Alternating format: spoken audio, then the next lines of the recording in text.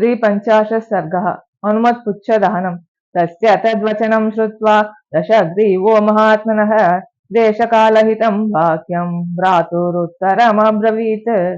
सम्यगुक्तं हि भवता दूतवध्या विगर्हिता अवश्यं तु वदादन्यः क्रियतामस्य निग्रहः कवीनां किल लाङ्गूलमिष्टं भवति भूषणं तदस्य दीप्यतां शीघ्रं तेन दग्धेन गच्छतु ततः पश्यन्त्विमं दीनमङ्गवैरूप्यकर्षितं समेत्रज्ञातयः सर्वे बान्धवाः स सुहृज्जनाः आज्ञापयद्राक्षसेन्द्रपुरं सर्वं स चत्वरं लाङ्गूलेन प्रदीप्तेन रक्षोभिः परिणीयतां तस्य तद्वचनं श्रुत्वा राक्षसाः कोपकर्कशाः वेष्टयन्ति स्म लाङ्गूलं जीर्णैः कार्पासकैकपटैः संवेष्ट्यमाने लाङ्गूले व्यवर्धतमहाकपिः शुष्कमिन्धनमासाद्य वने शिवहुताशनः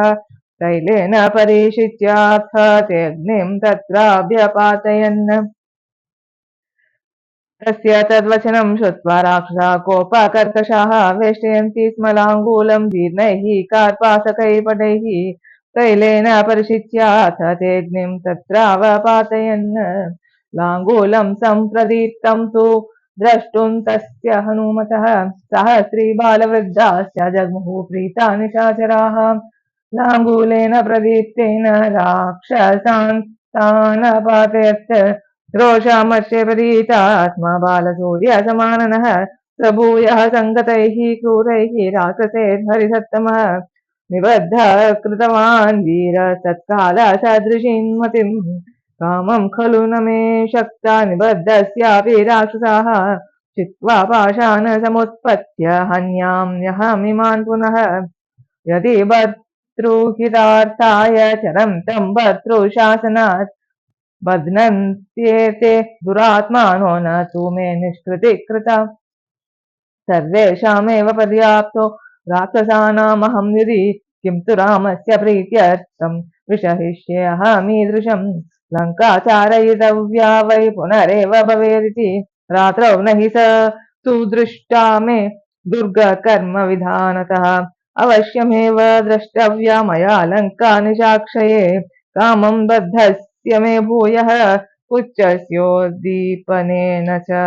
पीडां कुर्वन्तु रक्षांसि न मे अस्ति मनसः श्रमः ततस्ते संवृताकारं सत्त्ववन्तं महाकविं परिगृह्य ययुर्दृष्टा राक्षसाः कविकुञ्जरम् शङ्खभेरीनिनादैश्च घोषयन्तः स्वकर्मभिः राक्षसाः क्रूरकर्माणश्चारयन्ति स्म तां पुरीम् अन्वीयमानो रक्षोभेर्ययौ सुखमरिन्दमः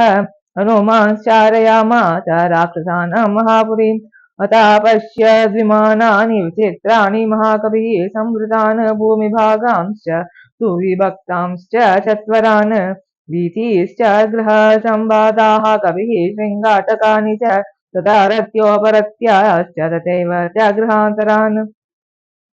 गृहांश मेघसङ्काशान् ददर्श पवनात्मजः चत्वरेषु चतुष्केषु राजमार्गे तथैव च घोषयन्ति कविं सर्वे चारयित्येव राक्षसाः स्त्रीबालवृद्धा निर्जग्मुस्तत्र तत्र कुतूहलात् सम्प्रदीपितलाङ्गूलं हनुमन्तं दिदृक्षवः दीप्यमाने ततस्तस्य लाङ्गूलाग्रे हनुमत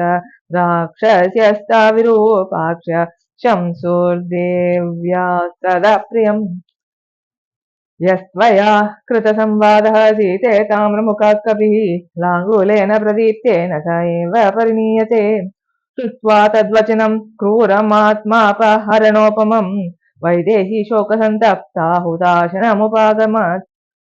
मङ्गलाभिमुखी तस्य सा तदासीन्महाकपेः उपतस्ते विशालाक्षी प्रयता हव्यवाहनम्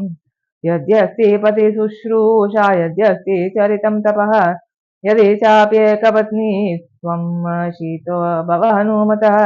यदि कश्चिदनुक्रोशस्तस्य मय्यस्ति धीमतः यदि वा भाग्यशेषो मे शीतो भव हनुमतः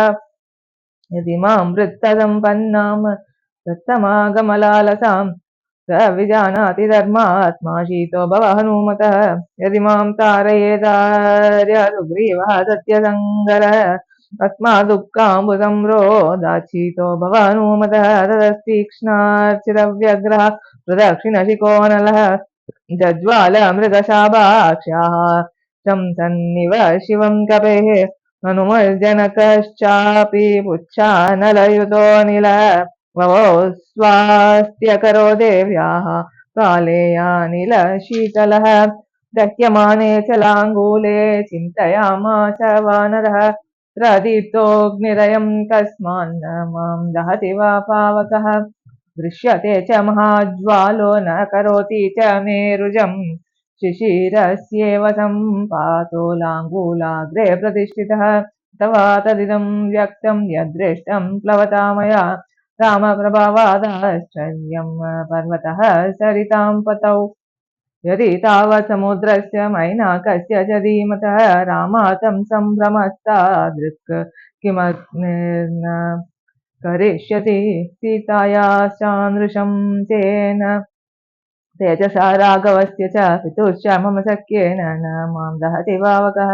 भूयः स चिन्तयामास मुहूर्तं कविकुञ्जरः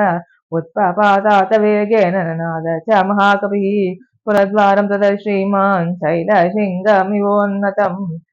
विभक्तरक्षः सम्बाधमाससादानिलात्मजः स भूत्वा शैलसङ्काशः क्षणेन पुनरात्मवान् तस्वतां परमां प्राप्तो बन्धनान्यवशातयत् विमुक्तश्चाभवत् श्रीमान् पुनः पर्वतसन्निभः वीक्षमाणश्च ददृशे परिगं तोरणाश्रितम् स तं गृह्य महाबाहुः कालाय च परिष्कृतम् दक्षिणस्तान् पुनः सर्वान् सूदयामास मारुतिः स तान् निहत्वा रणचण्डविक्रमः समीक्षमाणः पुनरेव लङ्कां प्रदीप्तलाङ्गूलकृतार्चिमाली प्रकाशता विद्य इवार्चिमाली इति श्रीमद् रामायणे सुन्दरकाण्डे 3 सर्गः।